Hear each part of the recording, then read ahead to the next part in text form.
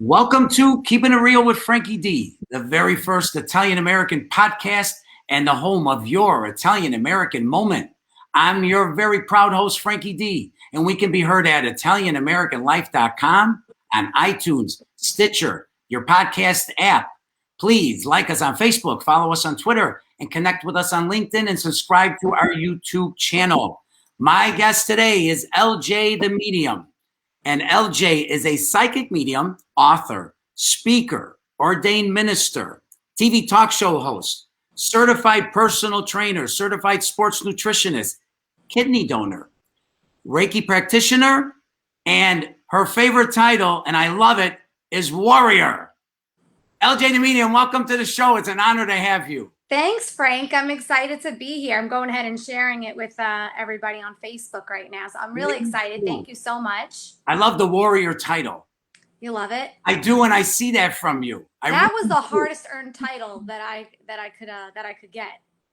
Thank you. You're tough, and I just love the way you have a really good aura. Thank you. Thank you. Wow, look at you talking all spiritual. The aura. Yeah, I know. Well, what color do you see, Frank? What color? It's your color? Which color? Can you see a color in my aura? What are you thinking? I'm seeing gold.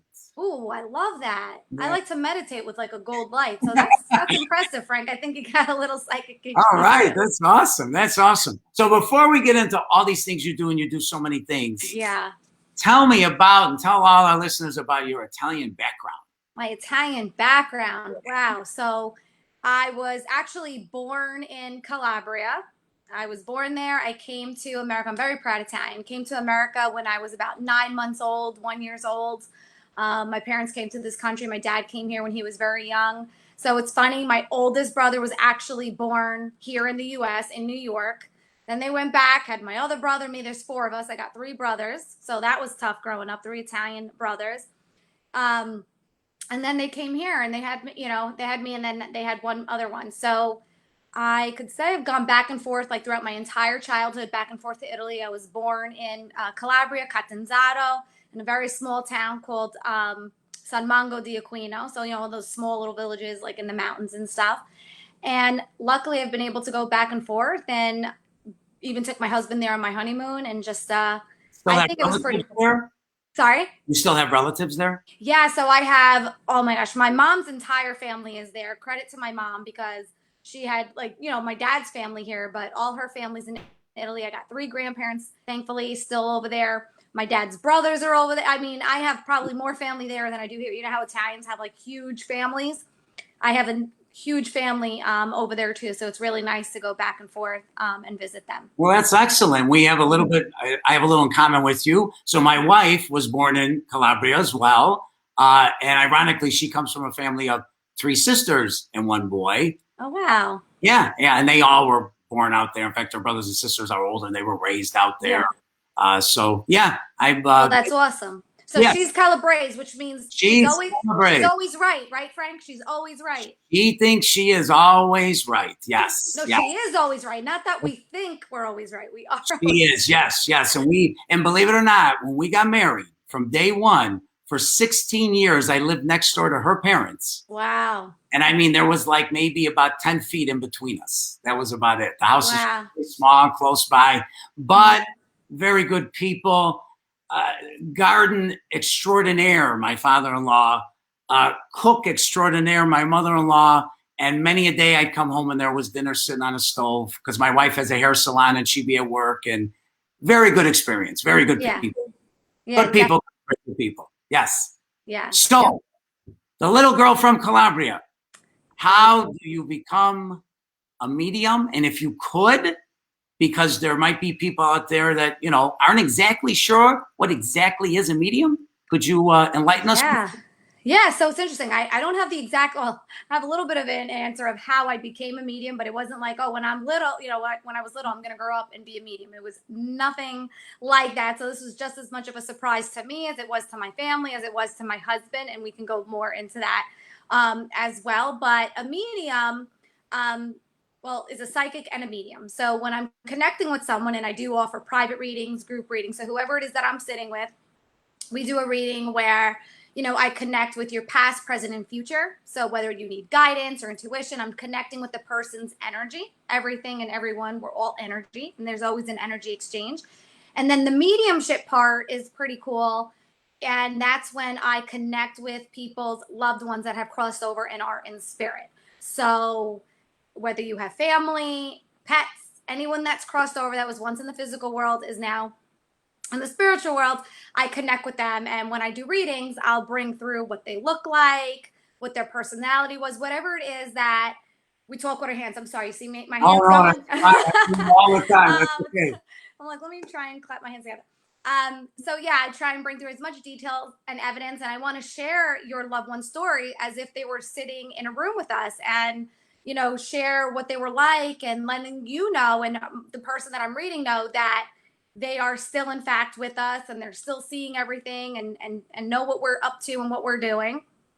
And yeah, I see things, hear things, feel things, and it's kind of just grown. I just was nominated for the second year in a row for Best Psychic of Long Island as well. So it's grown, but I didn't know that that's what I was going to be, Frank. Okay, so this is a gift. One does not go to the local community college and take a course. This is a gift. This is something that you were born with, correct? Yes. So I could answer that in both ways. So yes, I do feel it was something that I've had since I was a child, because I always had anxiety. I could feel people's emotions. Like if someone didn't feel like someone had a stomach ache, I feel like I would have had a stomach, like I could feel things.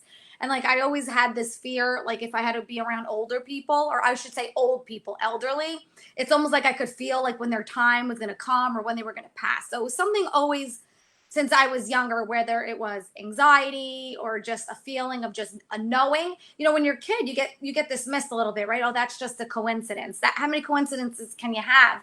So it was definitely much more than that. And as I got older, I should say, I mean, I still had it, but it wasn't something that really was popular back then or out in the open like it is now. So I kind of like just put things like on hold, and I just didn't really feel into it. Even though when I was younger, like I always felt like somebody was with me, or like, when you go to sleep, like you could probably play the events of the day, but I would play the events of the day, but I could like see people that I didn't know. Like it was like all these images in my head before you're trying to go to sleep. So as a kid or teenager, that could be a little, nerve wracking. Yeah, I was going to say, as a kid, that probably was something that, I mean, I don't know, brought you like almost anxiety, because why is this happening? I mean, this is not the norm for everyone, and it'd probably be hard to talk to people because they cannot relate. Exactly. So I really didn't talk about it. It was lonely. I always did feel different, and I had like different like I was definitely like an old soul growing up. Like I wanted to know about life, and I wanted to know about what happens when we pass and all of that. And I had a tragic event that happened in 2013 where I ended up hurting my spine. I had a spine injury and needed multiple surgeries, and that led to other health obstacles. And it was during that time that I guess you could say this trauma brought upon like an awakening, I guess you could say. And more things started happening that were just out of my control. It just became more, I don't know if you want to use the word more powerful, more prominent. And then actually, while all these things were starting to happen, it was like the universe was putting things in my hands. So whether someone gifted me a tarot deck or a spiritual book or a personal development group book, like all these things started happening. And then I found out about a local spiritual community.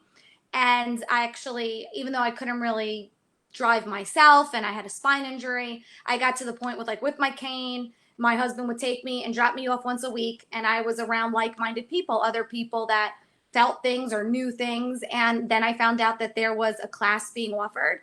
I ended up taking this class. I signed up for like 8 weeks. My husband dropped me off every week. It was just like a hobby. It was like a thing to get out the house. And the more I took this class and the more I was open to it and practice, it started becoming, I guess, a thing. And then from weekly, it was like, I want to learn more and I want to. So you have these gifts. I just think it's a matter, I think everybody's gifted and intuitive. I think it's a matter of honing into it. Well, I mean, since you obviously, maybe everyone has a little bit, but you obviously take it to an entirely other level. Do you feel like a certain obligation because you possess this gift to I don't know, help people, I guess. Yeah, I don't necessarily feel it's something that I definitely want to do. I definitely see why it's been put in my path. And since like I've been open to it and like this is who I am and like came out with it, I guess you could say like came out, I definitely feel that it's become stronger and better. And I feel better. And I feel like I found myself. I don't feel obligated, but a lot of times I go out and everybody's like, once they know, they're like, they want to know everything, right? Can you read me? Can you? And sometimes then it feels like an obligation, and I have to just, have Maybe boundaries. that's a bad word. I don't mean it like they're bothering you, like, come on, but like just the fact that you have a gift and you like it's a God-given gift. Yeah. God meant for you to share it. That's what I'm trying to say. Absolutely. Yeah, totally. I definitely feel that I want to. And how does it feel to have this gift? I mean, we all don't have this, I can't even computer for heaven's sakes. And I think it's truly amazing. Like, I always felt lost. Like, what am I going to major in? What am I going to go to school for? Like, and then now I feel like it's just a part of me. It's who I am. Do you wonder why? Why you? Do you ever say that to yourself? All the time. All the time. But I do know, and I don't want to dismiss that either. I think all of us are gifted in some way, in one way or another. And I think just the way I was like, oh, you saw my aura and you saw gold, right? I pushed you a little bit. I was like, what color do you see?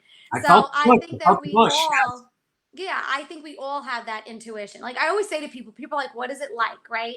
So you ever drive, Frank, and you're driving, and all of a sudden you keep hearing a voice in your head that says, go left, go left, go left. And you're trying to figure it out and you go right and you should have gone left and you're like, what the heck? I should have went left. Why didn't I listen to myself? It's pretty much like that. It's that little voice in your head or that little intuition. And, I think we all have it. It's just a matter of whether we listen to it or tap into it, I should say.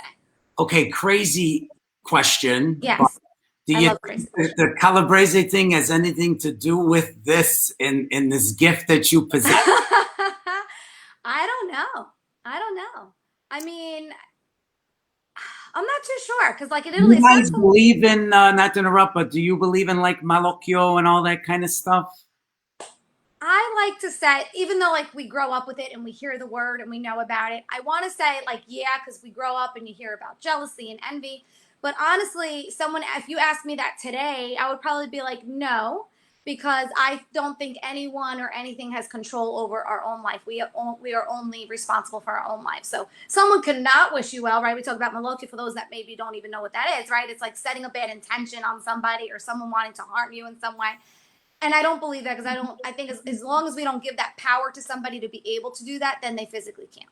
Well, maybe you're right because, yeah, you're right. For those who don't know, it's the evil eye. Yeah. And I had experiences with it over the past decades. And, so no, but I get it.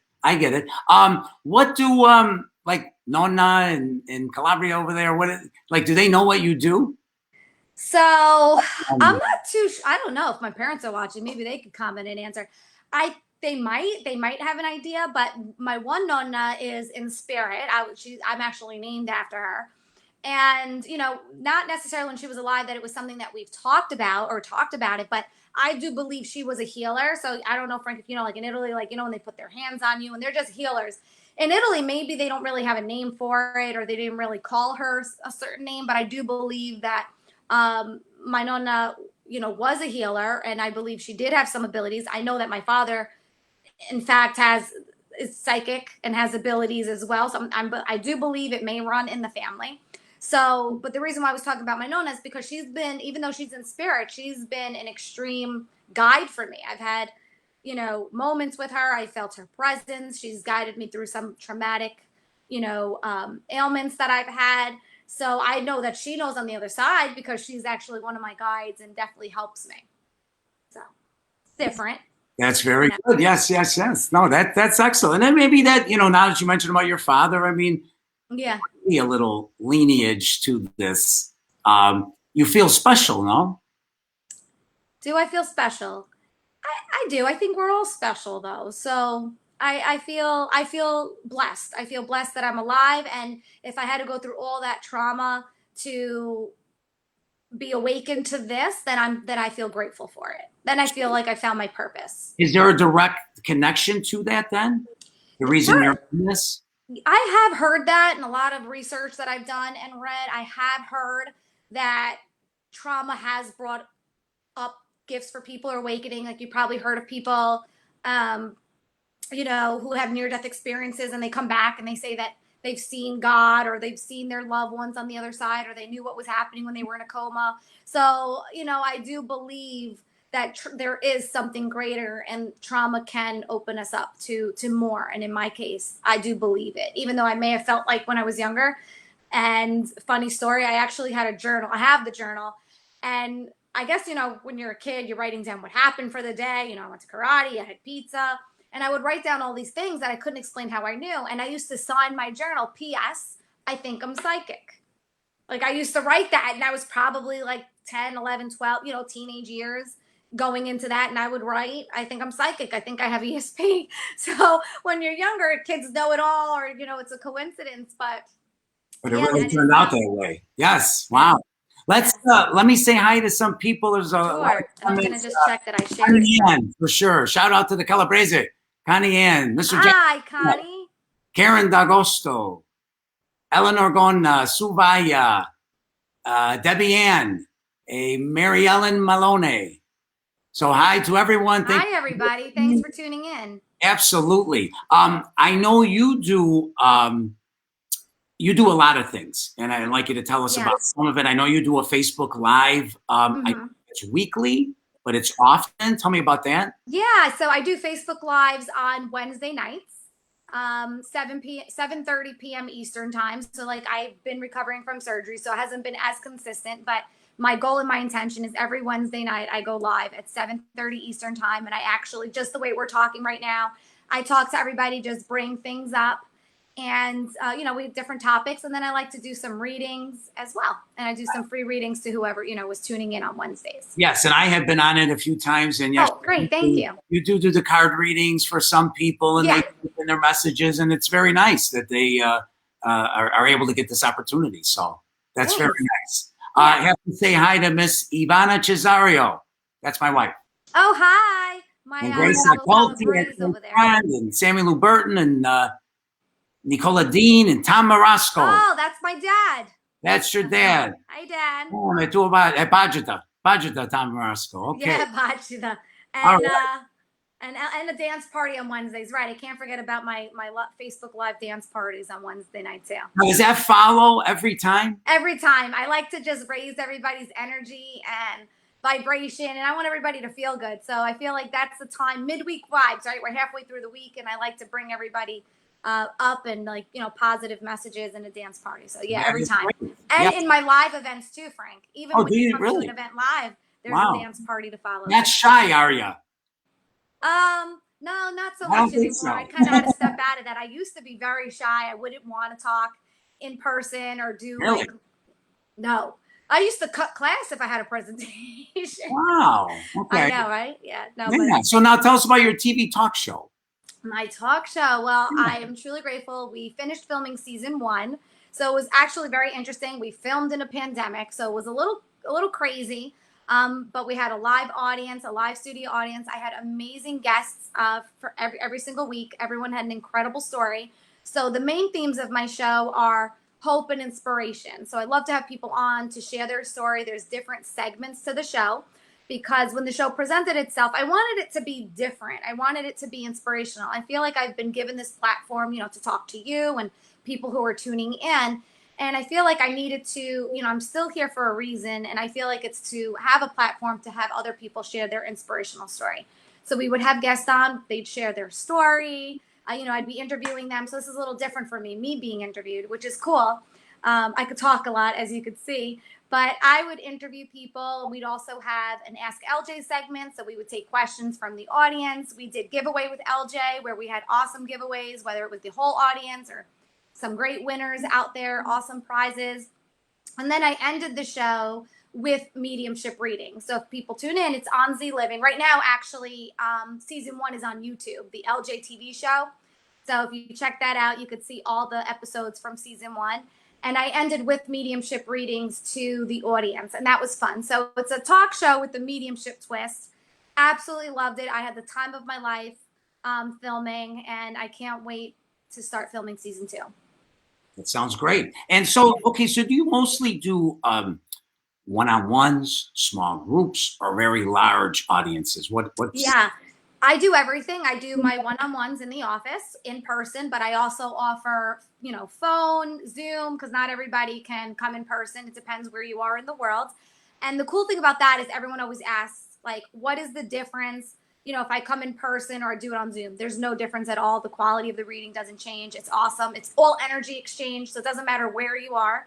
And I also do, group parties online as well, because with the pandemic we had to change things. So I do offer group parties online, but I also offer them in person. So I've done small groups where, someone wants to have a medium at the house, like with 8 people. I've had audiences from 25 people to 250 people. And, I also do like fundraisers and anywhere that I'm called to and want to be. I've actually been to where you are, Frank. I've been to Chicago. I've also been able to travel with my mediumship. So I've actually been to Chicago as well, which was a lot of fun. I hope to get back there again one day. Well, So hopefully we can have you at our Italian center here, Casa Italia in Chicago, and we could do a big event. That would be awesome. that would be so much fun. I would absolutely love that. Absolutely Now, love that. now, do you ever get people that like recently lost a loved one and they're like freaking out and they reach out to you? Does that happen often or? So it does happen. I do get people where someone may have just recently lost somebody. I mean, someone could have lost someone 10 years ago and there's still those grieving emotions. I don't think we ever fully grieve, fully we don't just move on like that.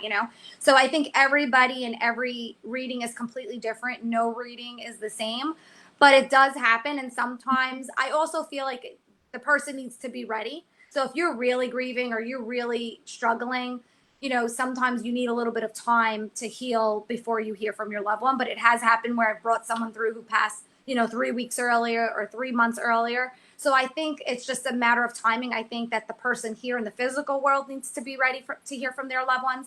And I also believe the person who's crossed over has to be ready as well to communicate as well. And I think you need, the medium to make that exchange happen. But yeah, there's no time. So it really, every case is different. Yeah. Is it all dealing with people that have been are deceased, or is there any other scenarios that maybe someone that's lost and they don't know if they're dead, alive? I mean, does that ever come up?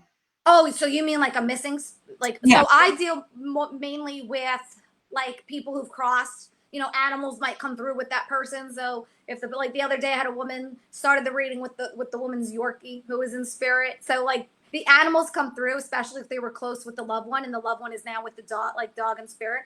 So I do get like where the animals come through with the loved ones, but that's mainly what my main focus is. But yes, there are missing cases. Like I've taken classes and worked on some missing people cases, so to speak. So there's all different routes that somebody can go. I guess if you want to call it like a specialty, like some do animal communication, some do work on missing persons cases.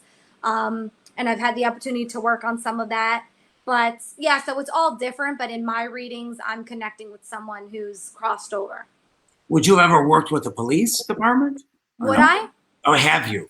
I haven't. I've worked with, teachers who do work with the police department and then bring cases to those that want to work on it. And I always want to, I don't know if you want to say test my skills, push myself, learn more, be open to more.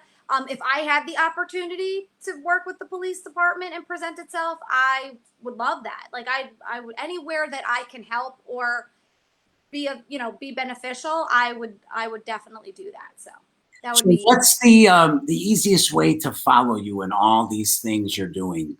Oh, thank you. Well, so very easy. Facebook, Instagram, LJ the Medium, uh, YouTube, so LJ the Medium too. So what else? I'm trying to think. I'm on everything. But basically, as long as you search LJ the Medium, I'll definitely come up. But the best way to find me and all my links are there is ljthemedium.com. And the talk show as well. Yeah, so the talk show is actually the ljshow.tv, but if you go to ljthemedium.com, it'll take you to everything and anything that I'm doing, upcoming events, and all of that. So www.ljthemedium.com. Oh, my mom just said hi too. And www.theljshow.tv. And then on the YouTube, there's awesome. And my assistants are also in here, and they're putting the links in the comments also. So thank you very much. Beautiful. And I assume La Senora Franca is your mom. Yeah, Senora Franca is my mom. Okay. And my wife has a question. Could you tell us a little bit about the Reiki practitioner? Absolutely. So that's something that I love. And I do have people that come for Reiki. It could, again, be also done virtual. And again, that's all energy. And whether it's hands-on, it's actually, depends on the person and what they're comfortable with. And I like to focus on the chakras and clearing any energy. So for instance, I might work on someone and might feel drawn to their knee, and maybe they had knee surgery. So it's really flowing with energy. So sometimes energy gets stagnant, but it's really just love and light, and it's just positive energy. So as you can see, I'm very positive and uplifting. So that's how I want the client to leave also. So we just work on energy, and I do a little intake form with the client to see what it is that they're looking for as well. So like I said, everybody is different. Everyone has different needs and wants. And I just like to do some just clearing and healing. It's basically healing. That's what it is. Yes, that's very good. And just you're doing okay now, health-wise, you're all good? I'm doing better. I'm still recovering, but I've come a really long way. So I've had, just to give you a quick to see what I've been through. I've been through 3 spine surgeries, 3 rare diseases. I actually donated my kidney because of one as well. So if anyone out there is watching that, I know I have a lot of warriors that watch too, but I had SMAS syndrome, Nutcracker syndrome, Mal syndrome, all rare conditions. Probably no one's ever even heard of. And that was one of them that I'm recently recovering from, is Mal's. And I am doing better. I'm in physical therapy, focusing on nutrition. So focusing on my physical health, my mental health, my getting back to my spiritual stuff, because I've missed it so much. So I am doing better. It's just been a long journey. I've had 8 surgeries in the last 8 years. So I'm tired, Frank. I'm tired. Sorry to hear that. You are, yeah, but you're a warrior. You're a warrior. Thank you. Sure. Thank you. One last question before we let you go. My comadre wrote, what is the best way to remove negative energy? All right. Great question. I get asked that all the time. So one of the best things you could do for I'm going to give you just a couple of tips. Number 1 is any kind of sage that you have. So whether it's a sage stick, sage incense, sage spray, it doesn't matter. Sage it in your home, your kitchen, before people come, after people come. And I think that's a beautiful way. That's just a natural and smells really good. So that's one way. If you're feeling negative yourself and you kind of feel like, I'm feeling stagnant. I was around the in-laws and the in-laws drove me crazy and I just need to wipe around some of that energy. A really good Epsom salt bath is also really helpful. Anything with salt as well. Lots of water. And one thing that people don't realize too is asking your guides, please remove any negative energy from me, from my home, replace negative energy with love and healing and blessings. So also asking, it's also really good that you can ask for help and ask for that. But my favorite, and I actually sell them too, is sage spray that I give out and using that. So those are just a couple simple things that you could do. Okay. Thank you. And I got to say this comment from Connie Ann. You look fabulous, LJ. Can't believe what you've been through. Oh, thank you so much, Connie Ann. And thank you, because I believe she's the one who connected us, right, Frank? She is. Connie is the one that connected us, definitely. And LJ, you got a great spirit. Great, like I said, great aura, great spirit, great energy. We just met today, but I feel very comfortable with you. And yeah, good. God bless you with all you've been through, and keep going ahead. And I'm sure there's great days ahead for you. I appreciate it. Thank you. But hopefully I'll be in Chicago. So that would be nice. Then I could meet some of my Chicago fam over here. We can put that together. Yes, for sure. LJ the Medium, thank you so much for the interview. Everybody follow her. Look for her next Wednesday night. Yes, next Wednesday night. LJ the Medium, Facebook, Instagram, ljthemedium.com. And that'll take you to all my links. And I'm very, very excited for what's to come next. And Frank, it was awesome to be here. Thank you. LJ, thank you so much. Sei una donna calabrese forte. Grazie. Mille grazie. Thank you. And we're all proud of you. Okay, all the Italian Americans, you're doing good. Thanks, Frank. Tanti auguri a tutti, okay? Thank you. All right. To all our listeners, thank you. Have a great night. Yes, thank you so much, everybody. All right. Take care. Bye. Thank you.